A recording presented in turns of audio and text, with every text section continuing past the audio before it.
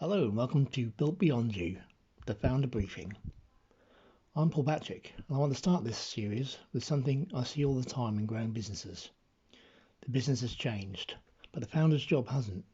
You've got more revenue than you had 2 or 3 years ago, you've got more customers, you've got more staff, and you also got more responsibility, probably more complexity. There's a good chance you're still doing many of the same things you were doing when the business was half the size. Maybe you're still getting dragged into customer problems, still approving discounts, still checking quotes before they go out, still jumping on the important sales calls, still answering questions from the team that deep down you know you shouldn't need to come to you anymore, still fixing things when something goes wrong, and because you've been doing it for so long, it can feel completely normal. It can even feel responsible. After all, it's your business. You know the customers, you know how things should be done. And if you can solve something in 5 minutes, why wouldn't you? That logic works brilliantly for quite a long time. In fact, it may be one of the reasons you managed to build the business in the first place. But there comes a point where the very behaviour that helped you grow starts making further growth harder. That's where things get interesting. Because when founders reach this point, they often think the problem is somewhere else. I need better people. I need another manager. I need to delegate more. I need better systems. I need to get more organised, and some of those things may well be true. But there's a bigger question underneath all of them. Has your role changed as the business has grown? Because if it hasn't, the business may have become bigger without actually becoming less dependent on you. And those are two very different things. You can double the revenue of a business while making yourself even more important to it. You can hire 10 extra people and still have every important decision come back through you. You can put managers in place and then quietly continue managing around them. You can install systems and still become the person everybody asks when the system doesn't quite fit the situation. And from the outside, the business looks as though it has grown, but underneath, the structure is still built around the founder. And this is one of the big traps in founder-led businesses. At the beginning, being involved in everything is often a strength. If a customer has a problem, you fix it. If there's a sales opportunity, you will take it. If somebody needs an answer, you give it. If there's a gap, you fill it. That is entrepreneurship. That's how many businesses survive their early years. But imagine you keep operating like that as the business grows. 300k becomes 600k. 600k becomes a million. A million becomes 2. The number of customers increase. The team gets bigger. More moving parts. And every time the business becomes more complex, the founder responds by becoming even better at handling the complexity. Faster decisions, more hours, more WhatsApps, more checking, more rescuing, more things living inside your head. Eventually, you become capable at holding together that should no longer need to be held together by one person. And this is where successful founders can get caught out. Because being needed feels like evidence that you're valuable. But at a certain stage, being needed for everything can actually be evidence that the business hasn't developed enough. There's a difference between being valuable to the business and being required by the business. Those two things are not the same. So take a minute to think about your own role.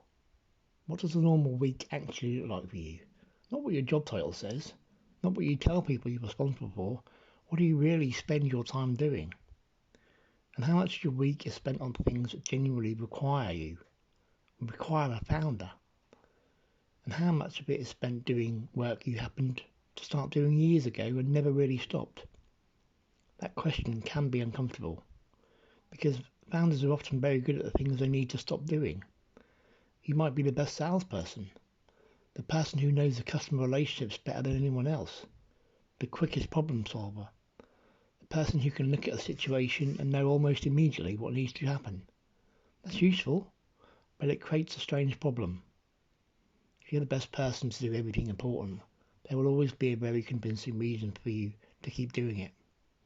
And that's how a founder can accidentally become the growth ceiling of their own business.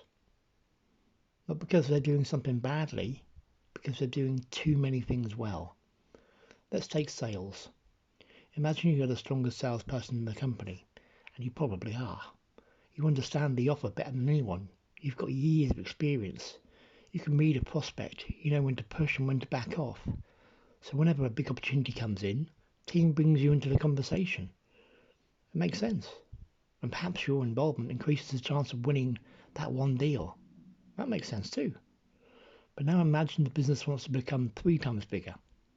Can you personally join 3 times as many important sales calls? Probably not. So the question changes. It stops being, am I the best person to close this deal? And it becomes, how do we build a business that can consistently close important deals without needing me in the room? That's a very different question. And this is the shift I want you to take away from today's briefing. Your role should change before the business forces it to change. Because if you wait until you're completely overwhelmed and exhausted, the change becomes much harder.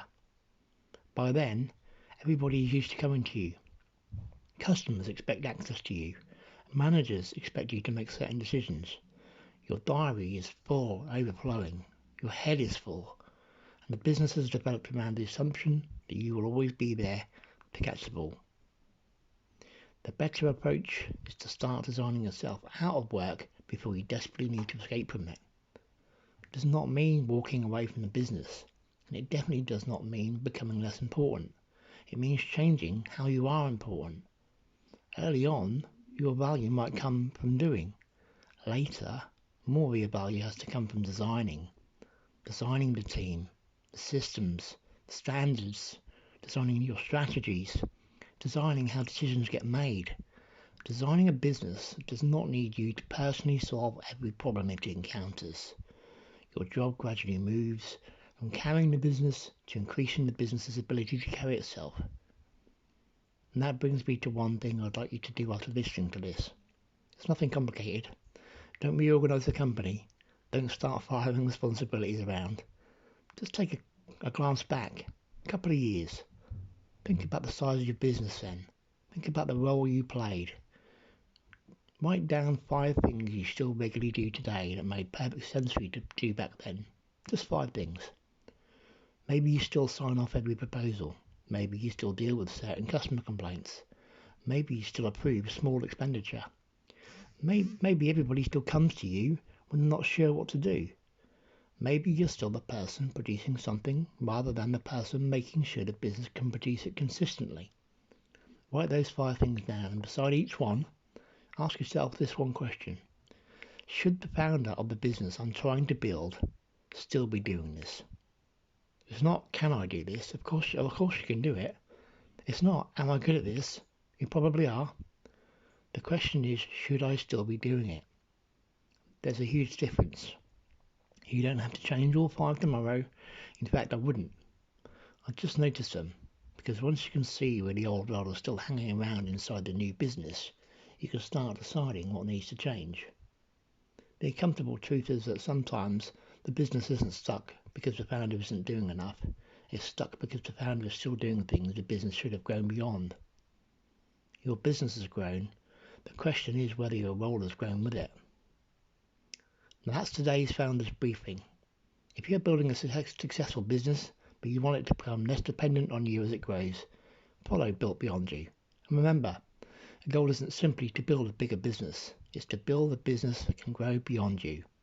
I'll speak to you next time.